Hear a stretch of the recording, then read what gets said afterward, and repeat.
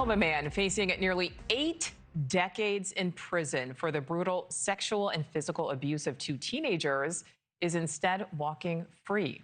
18-year-old Jesse Butler admitted to committing these horrific crimes against his 2 former girlfriends while he was also still a minor. He pleaded no contest to his 10 felony charges.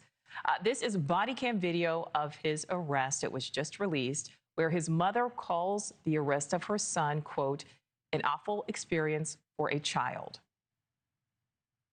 Right now, you do have to come with us, and I do have to put you in handcuffs, so turn around for me. You have to put him in handcuffs? I know. Yeah, I have to time with transport, so I'm bringing you in custody. You know we're going to win this. It's okay. Dad's on his way.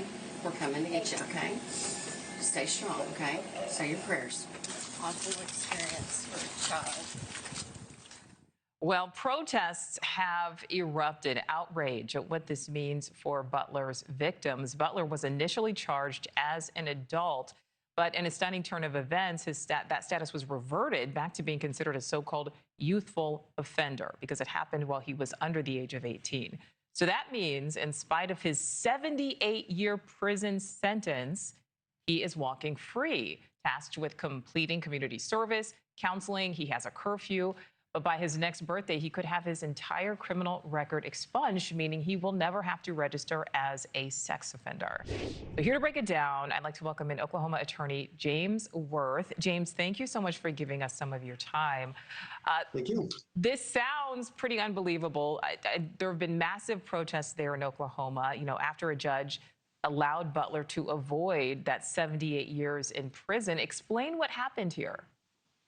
Yeah, I think there's a lot of misconceptions about how the system works. Anytime we're talking about charging a minor of a crime when they were a minor at the time they committed it, there's protections for that individual as well as protections for the victim and the public at large.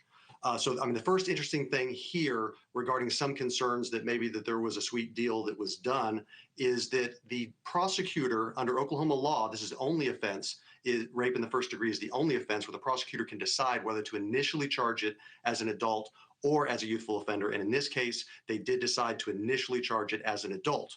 But that does give the defendant the right then to file for what we call reverse certification to be treated as either a youthful offender or as a juvenile. And they filed that motion. At that point, they can request a report that a youthful offender study is done. As part of that, there's a psychological evaluation, and there's 6 different factors that they look into when the court decides, based on Oklahoma law, whether they should be treated as a youthful offender or not. And that's based on the age and maturity of the defendant, the nature and the seriousness of the crime, the prior record history of the defendant, the home environment and social background, the amenability to rehabilitation. That is a big one. If they find that the defendant, the minor, is not going to be amenable to treatment, not going to be something that they can benefit from, they can resolve the concerns, then they're not going to be a good candidate for a youthful offender program. And lastly, and most importantly perhaps, is public safety. They do look into public safety and whether they believe that treatment with the Office of Juvenile Affairs and going through a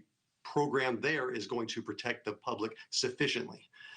Obviously, there's a lot of facts in this case that are not available to the public. We don't have the youthful offender study. We don't have the psychological evaluation. We don't have all the police reports.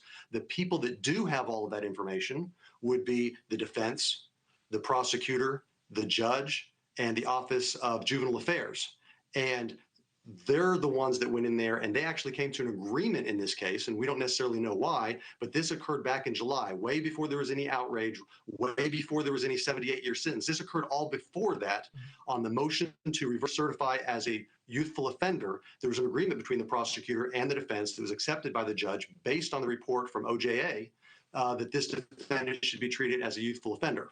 Subsequently, and as normally done in a youthful offender case, you've got 2 different potential sentences. You've got the adult sentence if they don't properly complete the program, in which case they can be blended into an adult sentence or bridged to an adult sentence. That's the 78 years here.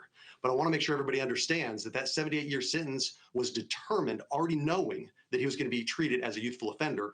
Generally, that's done as to have a huge, heavy sentence hanging over his head to put him in a position where he must be fully compliant, that he knows the seriousness of it. And again, that's regarding all youthful offenders, not necessarily this case. so that the consequences are there. And if he screws up, does not complete it, or even if he does things well, but the court ultimately determines when the juvenile charge for the youthful offender loses jurisdiction before the age of 19, at that point, they have to decide whether he's going to be bridged into that adult sentence of the 7 to 8 years. So that's all right. So James, with that 78-year sentence, though, is it possible that he will not have to serve any time in prison? Yeah, theoretically, that is possible. Thank you for watching. Subscribe below and download our NewsNation app right now on your phone, and you will get fact-based, unbiased news for all Americans.